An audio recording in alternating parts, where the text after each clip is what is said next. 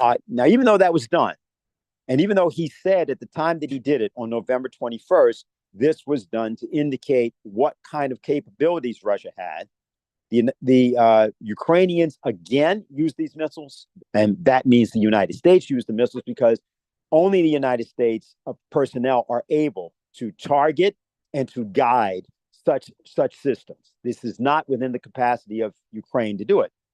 So those missiles were used again on November 23rd, on also the 25th, and they were again used yesterday. The Russians yesterday said they're going to respond to this, and that may happen in the next 24 hours or 48 hours. We don't know. Having said all this, however, what the concern is that we have is that we're in a circumstance in which the people of the United States, in an election that occurred on November 5th, made it clear that they are opposed to war. They are opposed to thermonuclear war. They are opposed to continuing to finance the Ukraine war. And they are opposed to any form of war that could escalate in such a fashion as to compromise the existence of the human race. They don't want it. They'd rather see the military monetary complex cut back. That came in the form of the election. In the period of transition, the idea has been to essentially make it impossible for the incoming administration to change the course, the lunatic course toward warfare that we have seen erupt in this fashion. Now, this does not mean that our situation is a bad situation. In fact, the situation that I believe we are in terms of the American people, in terms of what individual citizens can achieve, in terms of the ability to be responded to, and specifically in terms of what the forces that were associated with Lyndon LaRouche are able to do, we've been able to see in the various conferences, the conferences that have been sponsored by the Schiller Institute or the International Peace Coalition, which has been meeting this will be the 80th straight meeting tomorrow, that'll be held by the International Peace Coalition. We've had the leading people that are in the United States who are voices of reason and sanity that have either come onto that platform or dialogued with people through that platform. And that has also allowed those people, both in their own words and in their own venues also, and completely independently of our meetings, to create a kind of dialogue with Russia, with China, with other nations, but on this issue of a new security and development architecture. Tonight, what we wanted to do, and I'll turn this over now to Jose and to others, is to tell you what we've been doing, because a lot has been done, and we don't know that everybody would know, because obviously they're in the aftermath of the campaign. Some of you have been active, some of you have not been active, but we want you to know what we've been doing, both in terms of Washington, also in terms of our own media. And specifically, we have a proposal for some things to be done in the next 48 hours. We have a particular leaflet and a particular message in a particular leaflet that will be gone through. We want the crazy message of this crazy lunatic Buchanan known by the American people, because we say that because the media has been irresponsible, hasn't told people what's going on, hasn't given people the actual ability to even respond to these lunatic ideas, that the rest of the world does not know whether the people of the United States are opposed to these lunatic ideas of warfare. It's our job to make sure the rest of the world knows. And we've got to do this instantly. We've got to do it as rapidly as possible. We've got to do it thoroughly. Yes, we have alternatives, and we will present those alternatives. For those of you who want to hear more about that, we invite you to come to tomorrow's meeting of the International Peace Coalition. But tonight, what we want to do is to give you the best report we can give you on what's been happening, particularly in the last week or so, on the mobilization that we've done and what we'd like you to do now. Okay, so I'll stop there, Jose, and turn it back to you. No problem. Thank you for that introduction, Dennis. And Scott, thank you for joining us. I know you came in a little late, but you got the basic gist there. This is very much an action call, a mobilization call. And what I'm hoping that we can get out of you, Scott, and also others who will be giving their reports and questions, and others who will be talking, is just a little bit about the activity that we got caught up with last week. I mean, you and I got to walk the halls of Congress, Scott. And we got to go to, or you got to go to more offices than I did. You spoke with more people than I did. But one thing I want to highlight is that, yes, I am a congressional candidate. I was a congressional candidate, but I'm also just a citizen like all of you. You know, we were joined by people who are also just citizens. I think one of the people that, Scott, you would agree with me on this, that Medea Benjamin is an exemplar of this, right? She is a citizen who does interventions in the style that I do and can also hold her own in a meeting and not take any bull from whoever she's talking to, whether it's a legislative director or whether it's an elected official.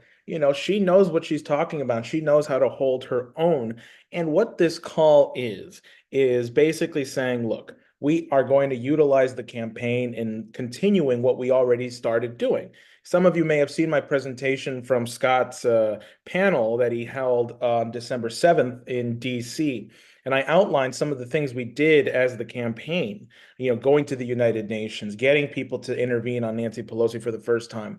But now what I want to do is I want to turn it over to Scott. And Scott, basically, I want you to talk a little bit about what you did last week and why you decided to do it and how you can encourage other people who are citizens here. What were some of your takeaways from the panel? And what is it that people should be doing?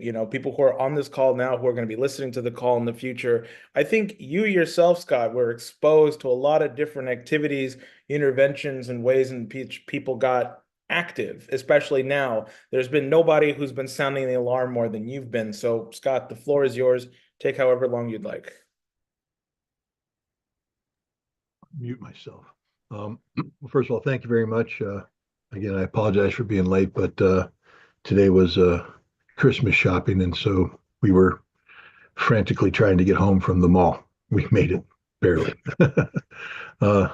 But that just underscores the importance of what we're doing. Today, my wife and I were living our lives, but we're living our lives under the shadow of an imminent nuclear conflict. I heard Dennis talk about Thomas Buchanan and the need to educate. There's a whole bunch about that presentation he made that needs to be brought to the public, but nothing more important than when he acknowledged that the United States government, as it actively prepares for a conflict it is willing to undertake, a nuclear conflict, has not been honest with the American people about the consequences of that conflict. So even as the Biden administration says they are ready to have a nuclear war with Russia over the issue of ATACMS missiles in Ukraine, they haven't been honest with the American people. And Buchanan said, in short, life will never be the same. What you think life is today isn't going to be what it's going to be once there's a nuclear war, and that the government has not been honest with the American people about what's going to happen.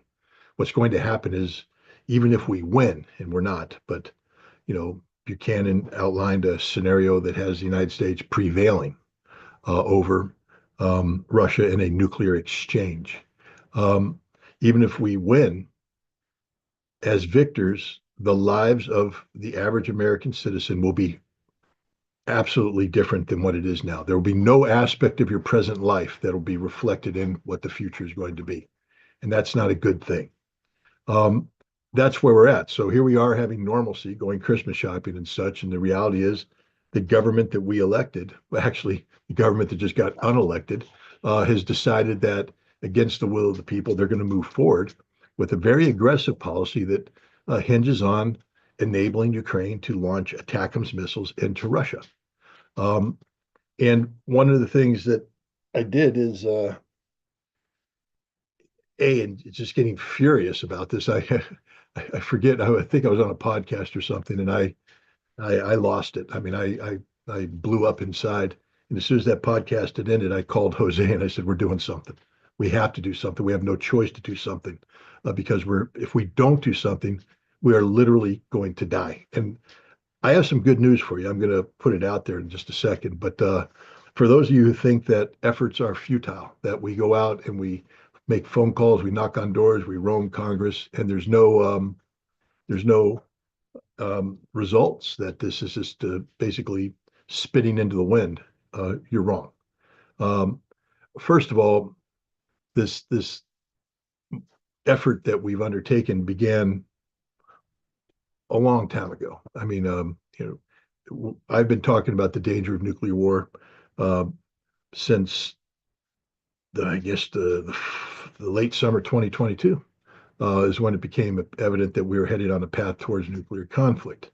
Um, but it has never been more real than it is today, right now, because of the decision made by Joe Biden's administration to greenlight the Ukrainian use of ATACMS missiles against Russia. Um, but before that happened, we myself and others, including Jose, and Diane Sayre and Dennis Speed and a whole bunch of other people, Judge Napolitano, Max Blumenthal, Gerald Salante.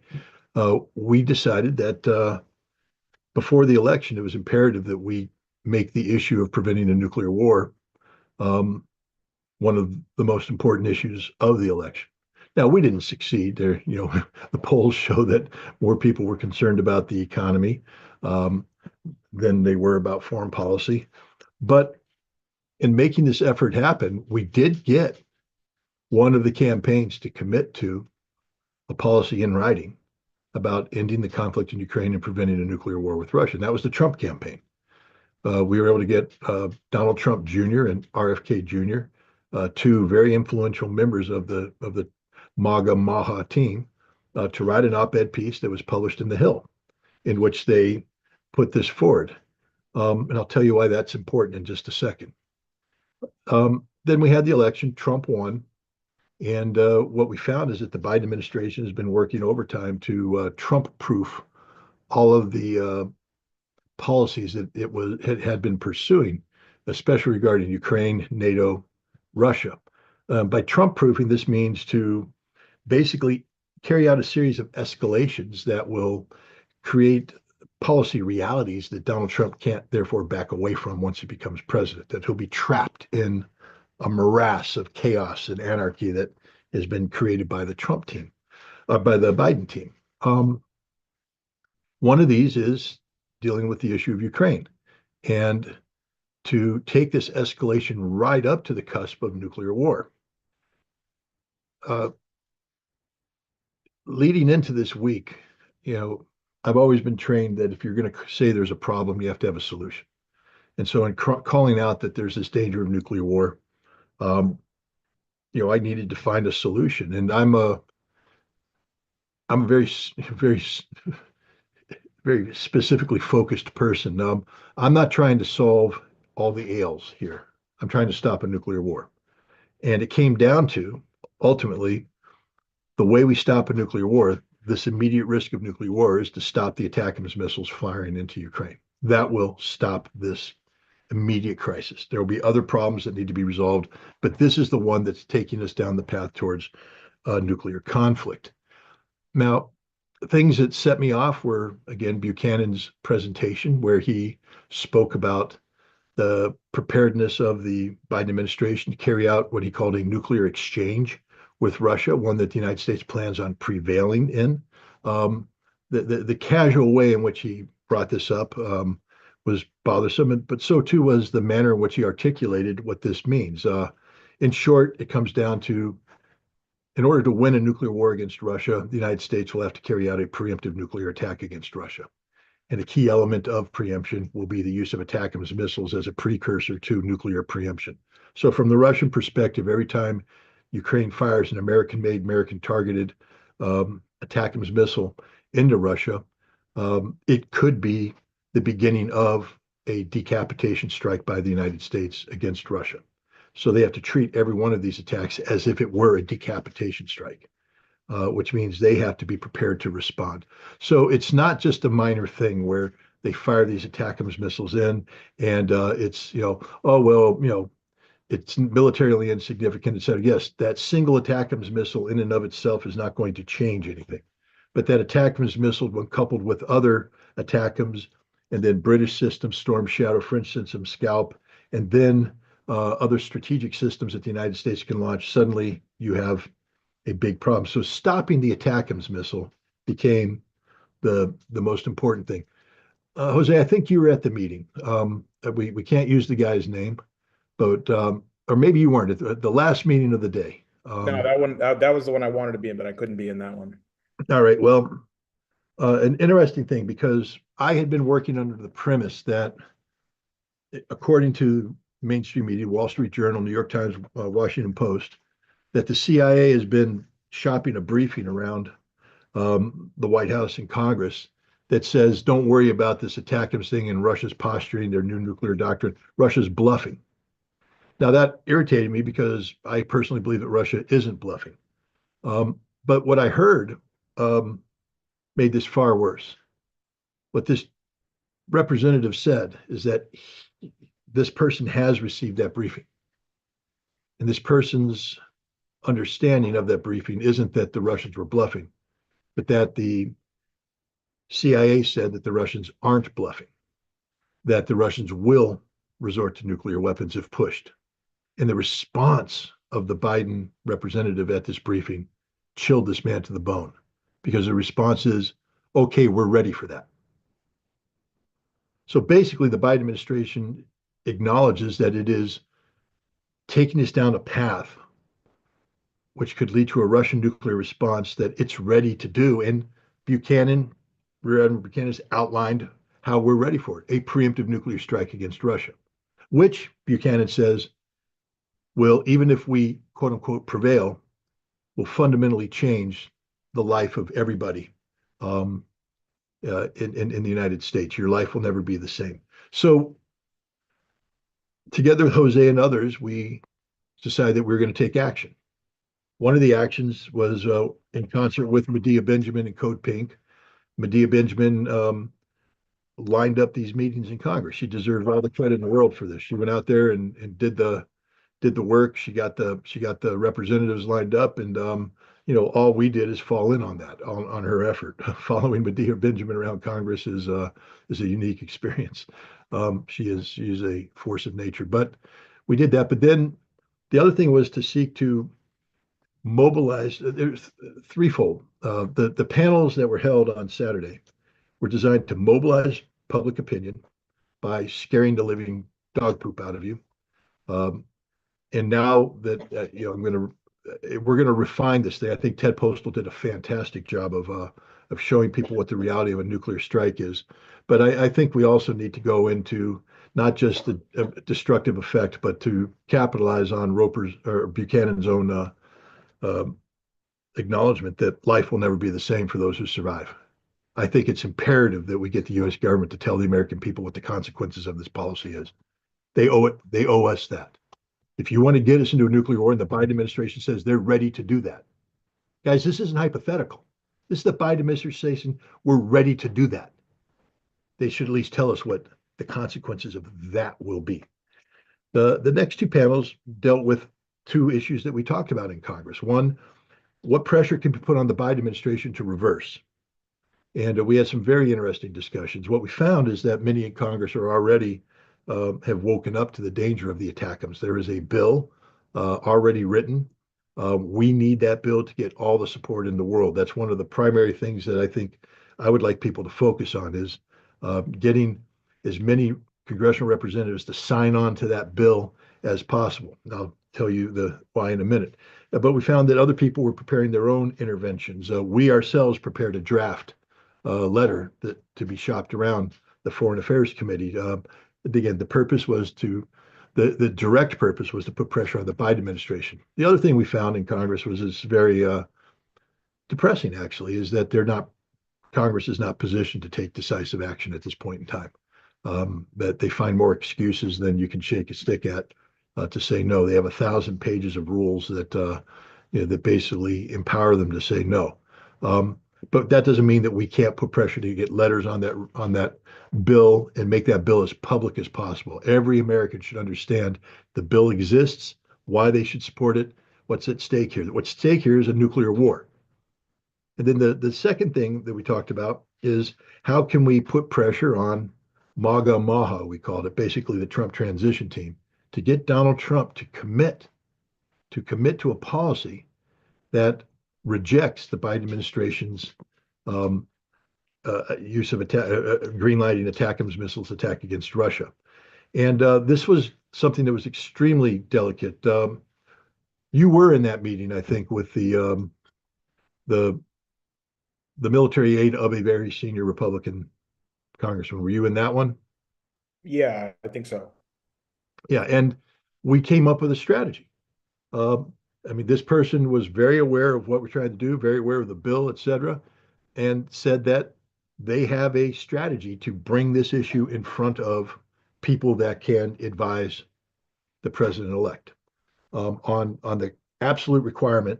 And the only ask was that he make a statement rejecting the Biden administration's policies and indicating that that wasn't something he was going to do. So we did this panel. I have to tell you that this panel has had significant resonance. A lot of people watched it. A lot of people who are involved in politics have watched it, and our job is just to keep the pressure on. But there is reception to this notion that the ATACMS missiles are extraordinarily destabilizing. Well, lo and behold, as we speak, the Ukrainians launched another ATACMS attack against Russian soil. Um, and guess what happened? Donald Trump came out and made a statement. He called the actions stupid. He rejected the Biden administration's, notion that Ukraine should be able to do this. He said it was a bad policy, very dangerous, could lead to escalation. Basically, the statement we wanted Donald Trump to make has been made. Now, I'm not going to sit here and say that we did it, but I'm going to tell you right now that last week, that thought was not in the Trump transition team. But because of what we did, that thought got injected into the Trump transition team. And the people who were injecting it believed in the accuracy of the threat as was being described by myself and others, that when this attack took place, they were able to turn to Trump and say, this is it, boss. This is what we're talking about. This is the path to nuclear war. And Donald Trump made a statement. That statement is now public. It is the equivalent of declaratory policy. And Donald Trump has said, I do not support the use of ATACMS missiles against Russia. So we did well. We did well because had we not done this, Jose, had we not gone to Congress, had we not had those meetings, had we not had this panel, had we not broadcast this panel, had we not spent the money that put this in a place where it looked good so that that which was broadcasted had gravitas attached to it, we may not have gotten this statement. In void of this statement, this Ukrainian attack would have, and it still might, but it would have led to a Russian escalation that begins the climb up the escalation ladder that leads to nuclear war. At least now the Russians have heard from the president-elect that he rejects this policy and that this policy will not be the policy of the Trump administration. And this may give them pause. I think there will have to be a response, but I don't know if this response is going to be 3 Oreshniks in downtown Kiev. It may be something else of a lesser magnitude because the Russians have heard something that they wanted to hear, that they needed to hear, and will respond accordingly. We're not out of the woods. We need to keep doing this. We can never let up. But damn it, guys, this is a success. This is a home run. I mean, we get to spike the ball on this one. We get to say, hell yeah. That doesn't mean the game's over. We still got to put points on the board.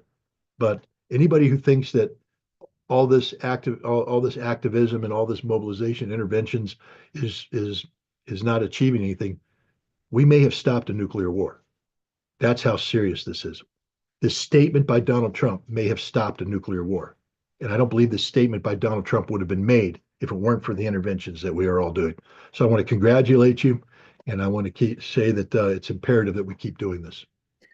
Scott, that was great. Thank you kindly. So there are questions for you. For example, somebody asked, what's the bill number name? I already put it in the chat.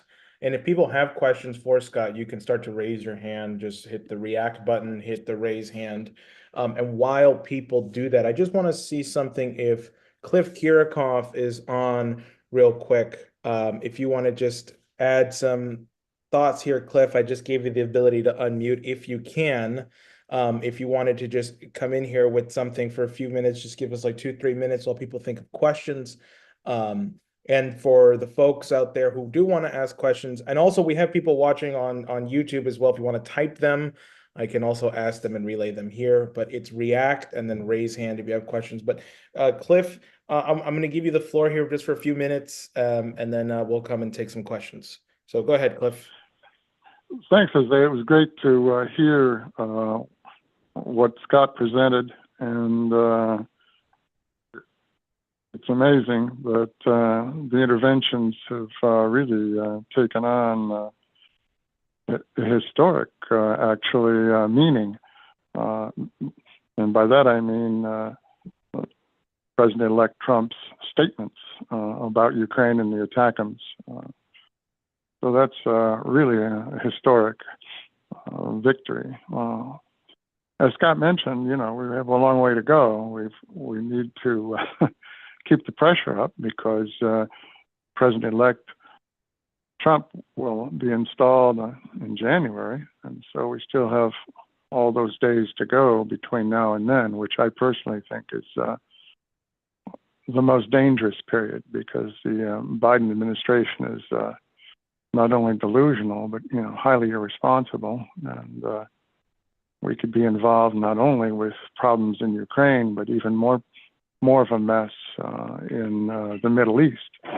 So the coming weeks up until January 20 are really important, and I certainly agree with Scott that the pressure has to be kept up. I spent almost 11 years in the United States Senate staff, and I was on the Foreign Relations Committee staff. And I can assure you that responsible input, such as the interventions that you've been doing, can make a difference because they can bring new perspectives to staff and wake them up, so to speak, and bring new perspectives to members whose may not have been briefed accurately, or who may not have been briefed sufficiently to be aware of second and tertiary consequences of certain actions. One thing I would say about the bill, what action can people take? Well, first thing is you want to interface with your representatives. So you want to find out who your representative is in your district and work with that person, because congressional offices are responsive, very responsive to, or can be, to constituents. So therefore, you want to address your concerns to your congressperson in your district or your senator in your state. And I know people listening in tonight are probably spread across the United States. So you would work with your senators and you would work with your congressman. And that is the most direct and appropriate when you want to call them by telephone. That's the best. But mail, if you're going to write a letter, handwrite it so that it's personal, no form letters, personally written hand letter. But the problem is that's very slow. So therefore, a telephone call to your representative or senator's office is important to just register your support for the bill and the issue of the ATACMS, etc., and just keep that as your focus. I think that's enough out of me for right now. We can go into other Sure. issues that converge on nuclear war. I would just point out that the situation in the Middle East now, with this very dramatic change in the last week, can set up an Israeli attack, Israeli plus a U.S. attack on Iran, you know, and that can thereby trigger a great power confrontation and so on. So it's not just the Ukraine issue that we're confronted with. We're also confronted now with some very serious changes in the balance of power in the Middle East, or Southwest Asia, as you like to call it. So that's enough, Jose. No, Cliff, thank you. And actually, I just wanted to let people know this you just heard from Dr. Clifford Kirikoff, former senior staff member on the U.S. Senate Committee on Foreign Relations.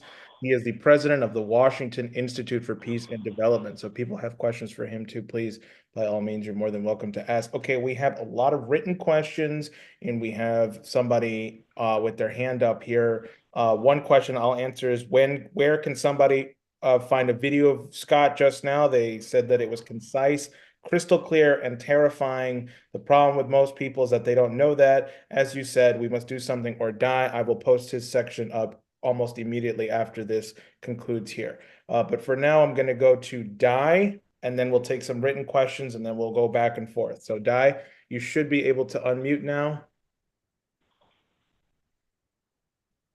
if you're still there. Can you hear me? Yes. Okay.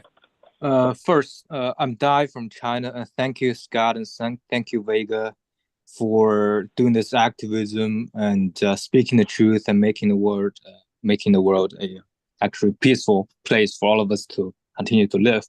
So my question is the following: China and India right now are the only two countries that adopt a no first use policy of the nuclear weapon.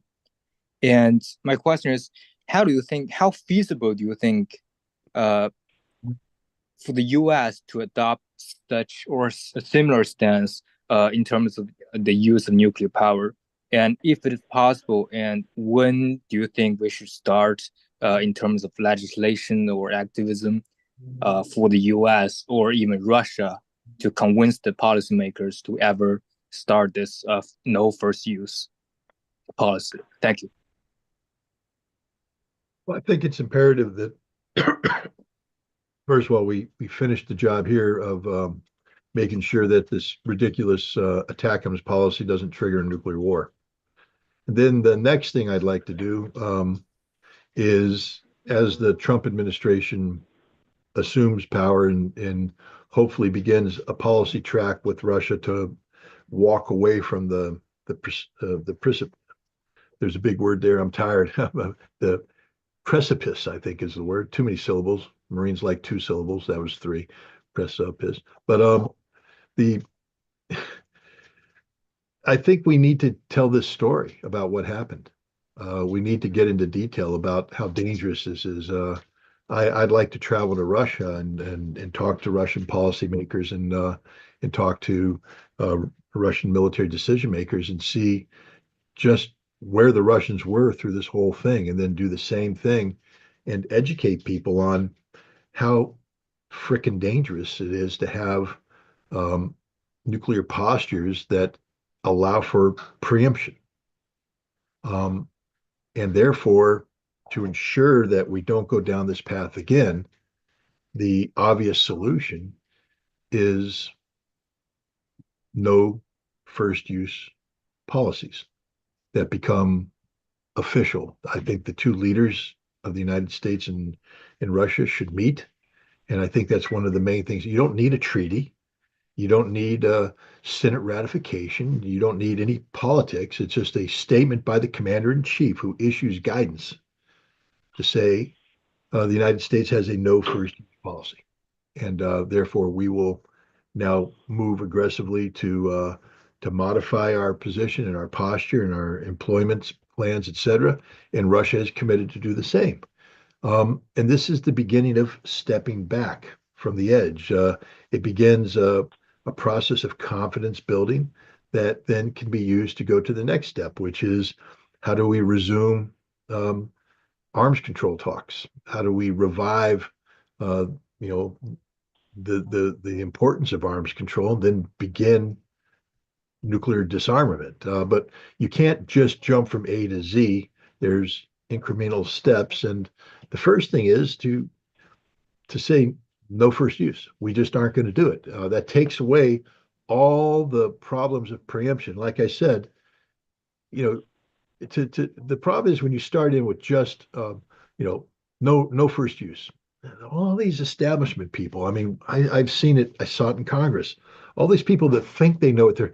It's amazing when you're a student of history, like I am, and you have studied the history of Americans' nuclear, um, development as a nuclear nation, which I have done. I actually wrote a book, Scorpion King, that lays it out in great detail. And you hear people's arguments today.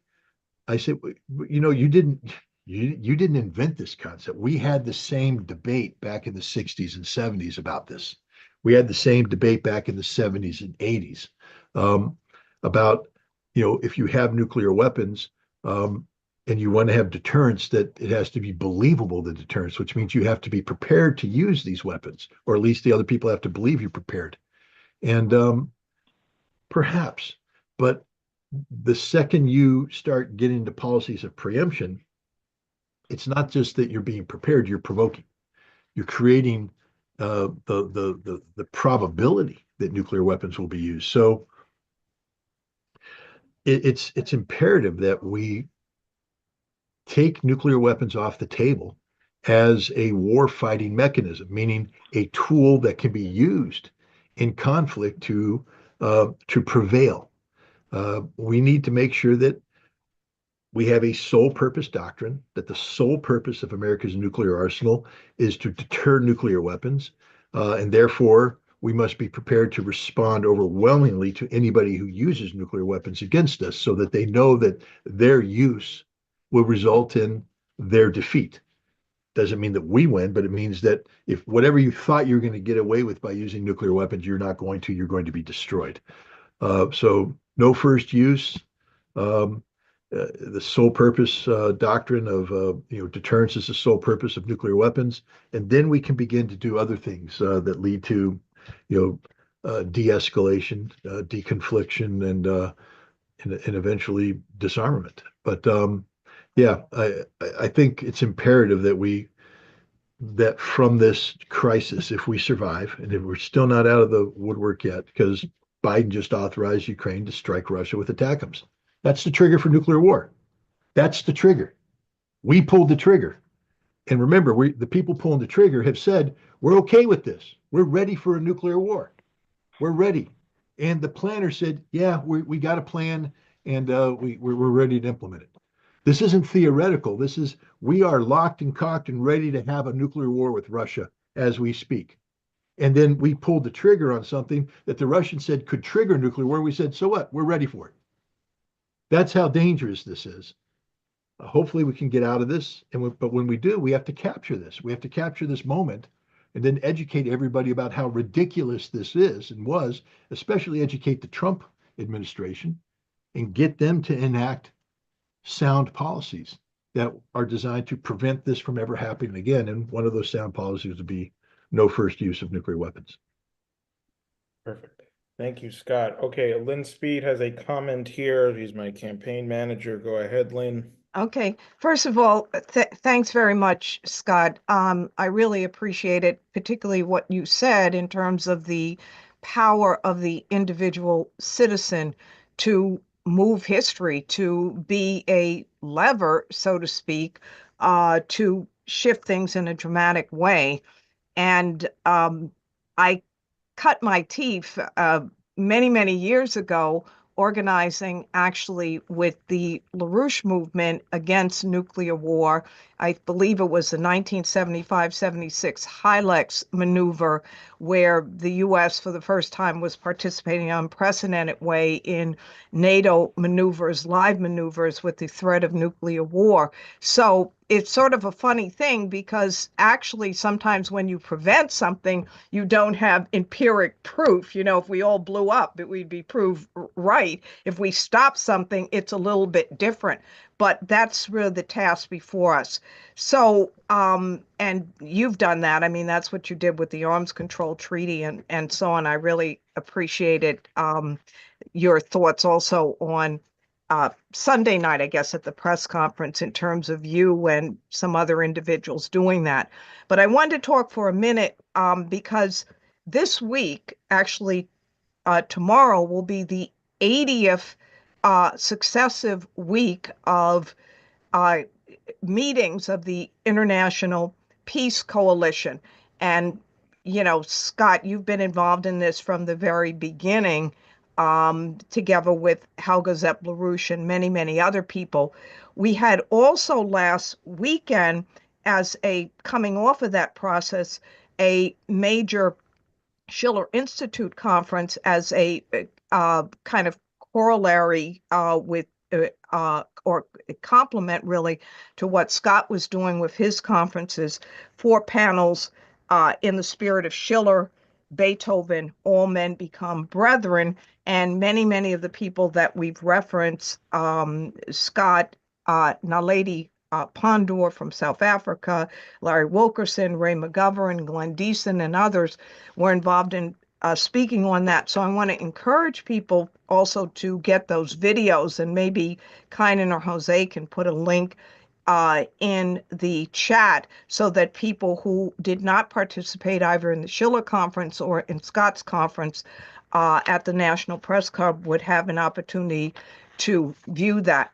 Finally, I just wanted to say that the Jose has written or actually endorsed a statement that was put out by the LaRouche organization endorsing HR 10218, which is the bill to pull the U.S. ATACMS back from Ukraine now. We have a plan to distribute over 5,000 copies of this leaflet. We'd like to do more, and if we get more volunteers, maybe we can do more, but in the Bronx and in Manhattan on Saturday. So I want to encourage people, maybe we can post a phone number, Jose, in the chat, and people can call if they would like to join those deployments. But I think alerting as many people as possible. We'll also put a link to the leaflet so people can mobilize, use their social media networks, use their other kinds of stations, use their phone books and so on to get this out as widely as possible.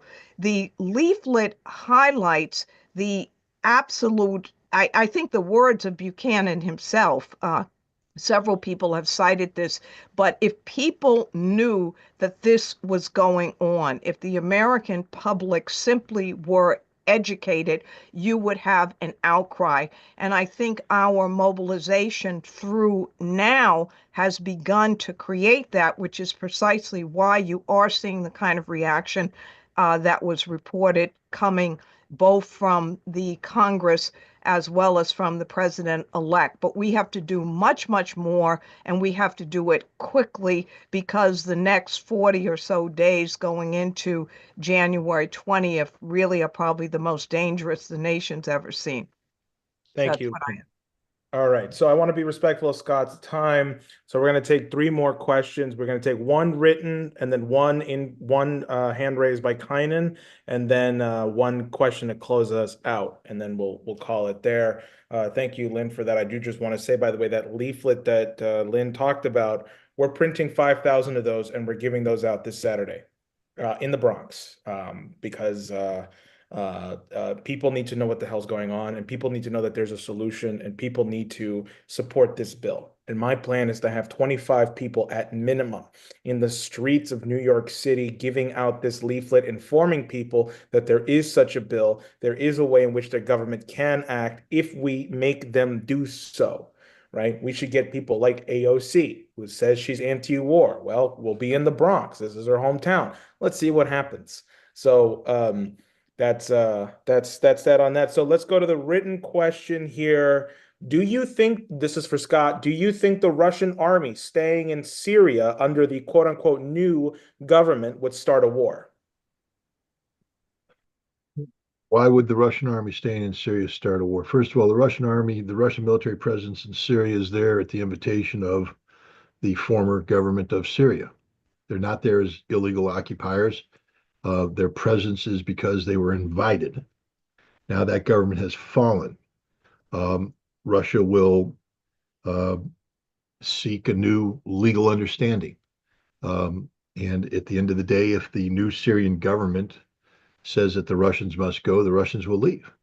If the new Syrian government says that the Russians can stay and the Russians and they come up with an appropriate mission for the purpose for these troops, then the Russian troops will stay. These troops aren't a problem to anybody. Again, Russia didn't invade and occupy Syria. This is not like the American presence of troops, which are illegally occupying oil fields in northeastern Syria. It's not like the Turkish presence of troops who illegally invaded and occupied territory. It's not like the Israeli presence of troops.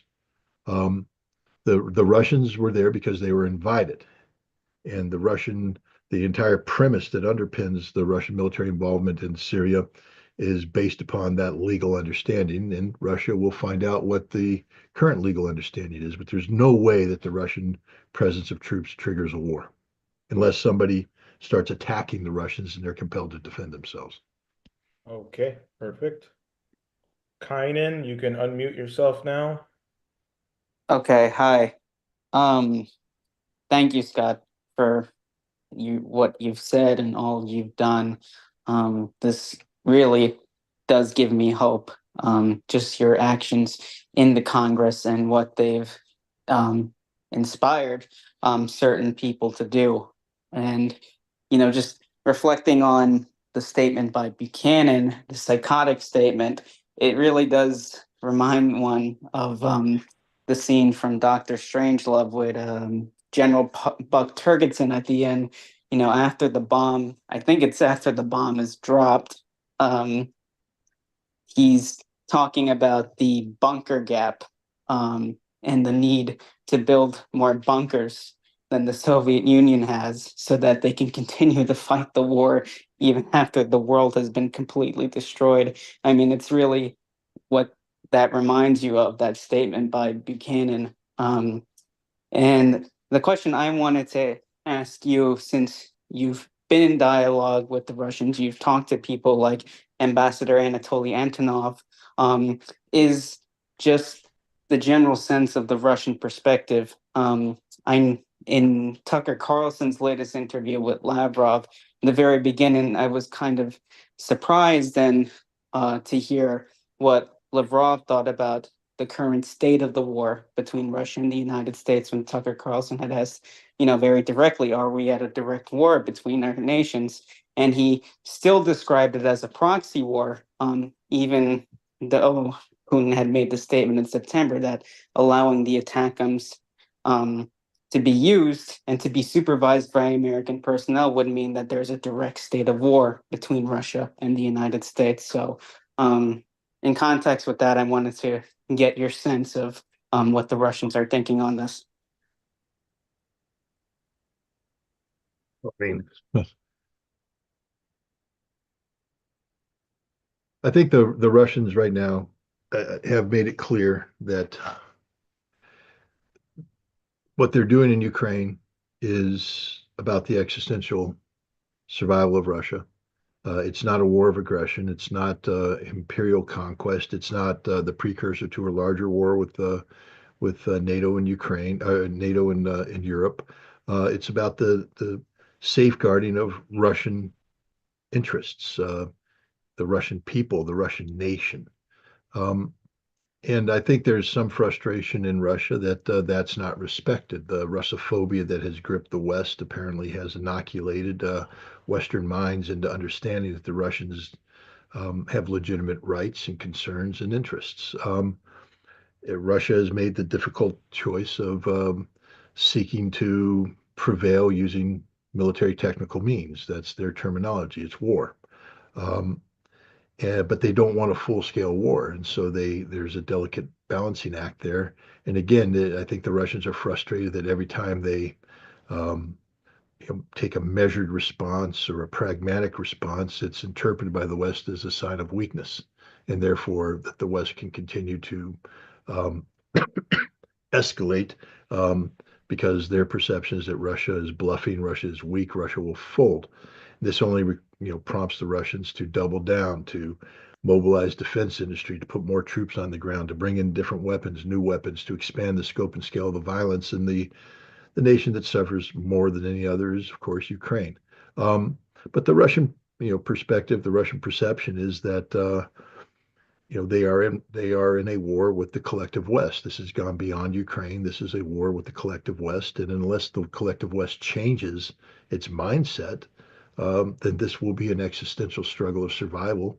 And either Russia prevails or everybody dies, because as the Russians have said, there can be no world without Russia, and they're not going to allow themselves to be defeated. And that's the thing that we need to understand here in the West, that for Russia, Ukraine is an existential matter. The question I have to ask every American is, are you willing to die for Ukraine? Because that's what's getting ready to happen. And unfortunately, Jose, I got to run. I have an 8 o'clock commit, and I'm already 3 minutes past due. Oh, no, don't worry about it. Scott, get out of here. Get out of here. Thanks.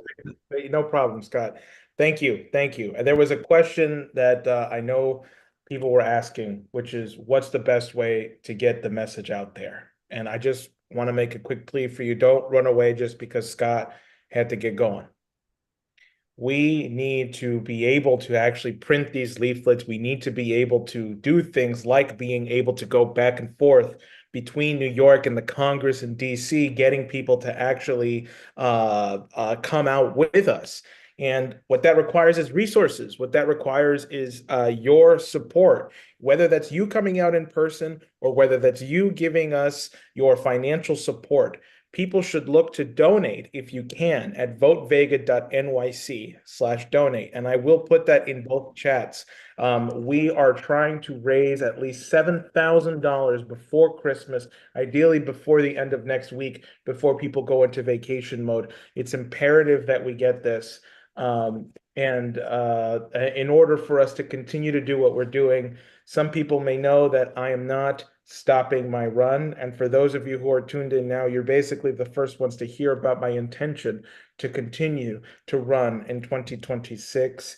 I see my friend Robert Castle has put his hand up, so I'll allow him to unmute there. But I just want to emphasize one more time, folks, votevega.nyc/donate and join us this Saturday. Robert? I was just thinking about some people that maybe aren't in the area and can't come out on Saturday, and this question of getting the message out and this idea of interventions. And I was wondering if you could just go through some of the basic mechanics of how you decide how you do an intervention, how you pick it, an event, things like that. I think it's kind of obvious in one way, but it's maybe not obvious if you're just sitting at home and you're just anxious, but you don't, it's not totally clear how you, Jose, kind of go through that selection process. Yeah, well, it helps to have a great volunteer staff like yourself and others, where we just sit around and we Google events. And the way we decide, first of all, is if the person's a representative, that's almost an always automatic, yes, we should go do it. So, for example, the last thing I think we did, and I know people have been seeing the Nancy Pelosi intervention that's been floating around on Fox News. I hate to break the news to you, but that's not really fresh. That happened at the end of October. But what was important about that intervention was we had 2 new people do an intervention for the first time who were inspired enough to do it for the first time. And that made the entire campaign a success. But so we look for events, whether it's on Facebook events, Eventbrite, different places where you can just find events. And the way you do it is you type into Eventbrite keywords like Congress, political, right? And if it's somebody who's like a journalist, let's say at the New York Times, and let's say they work in the foreign affairs column or something, that's the person you want to go after, right? Or the Washington Post editor, right? Basically, you want a news outlet or somebody who is some sort of authority, like Rachel Maddow or Anderson Cooper, right? Somebody people will recognize. But even then, that's one way of doing it. Then we went after people who are like up and ups in the so-called State Department. So we went after Matthew Pottinger. Some people may remember this one. This was the one where I got choked and was pushed and slammed to the ground for it. Nobody knows who the hell Matthew Pottinger is. And yet, for some reason, what we had done resonated so much with people in China that it got over 100 million views. it resonated with people, right? So basically, use your reason and your judgment and say, okay, is this person have some kind of say in the government? Like think tanks are also very good targets, and people who run these so-called think tanks are good targets for people that people should be intervening on. Elected officials, I already said, media figures or people who run the media. Basically, anybody who's a part of the military industrial complex or the Mickey Matt, as Ray McGovern has outlined it before. I believe that's the media, intelligence, congressional, you know, think tanks, the entire apparatus that keeps the oligarchy afloat. Anybody who's connected to that, even in a remote way, is worth doing an intervention on. So that's my advice to everybody on here. There is that leaflet, by the way, is also a national leaflet. People can use that, distribute that wherever you are. If you're not in the Bronx, if you're not in New York, you can use it. And finally, I will just make one more plea for donations. Please, we need the funds to continue to support our efforts. We need it so that we can actually print the leaflets. We're talking about getting 5,000 of these leaflets out in the Bronx between 25 people. That requires a lot of ink, that requires a lot of paper, and that requires us to be funded so that we can continue to do that. And even more importantly, is people who can come out and join us. In that same website, thank you so much, Theo, for putting a working link to the donation page. That means a lot to me. And if you can join us this Saturday, I see some names on here that I've recognized that have come out with us before. If you can join us this Saturday and distribute with us, that would be very appreciated. So unless there's anything else I'm missing, Lynn, I think I'm going to end it there. And if I don't see you turn on your camera, I'm going to take it as a way to end the call. So I don't see that. So I think I'm going to end it here. I want to thank everybody for getting on. Thank you, Cliff, for getting on. If people want to get more of Cliff, in an hour from now, he will be speaking on our Thursday night fireside chat. And you can find that on Rumble, on the TLO Rumble channel. And so I would encourage people to get on that as well. So with that, Jose, Yep. maybe just also, well, tomorrow at 11 a.m., we'll have the 80th session of the International Peace Coalition meeting. So you can contact your organizer unless someone has a link or something that people can register for that. Yes. So look, folks, these calls, by the way, are going to be happening at least 3 times a month, right? And I will make sure to do them whenever there is anything pressing or an emergency mobilization. So if you are not on our email list and this is the first time you're on one of these calls, I urge you join, hit the volunteer button on our website to be added to our mailing list. You will not regret it. So with that,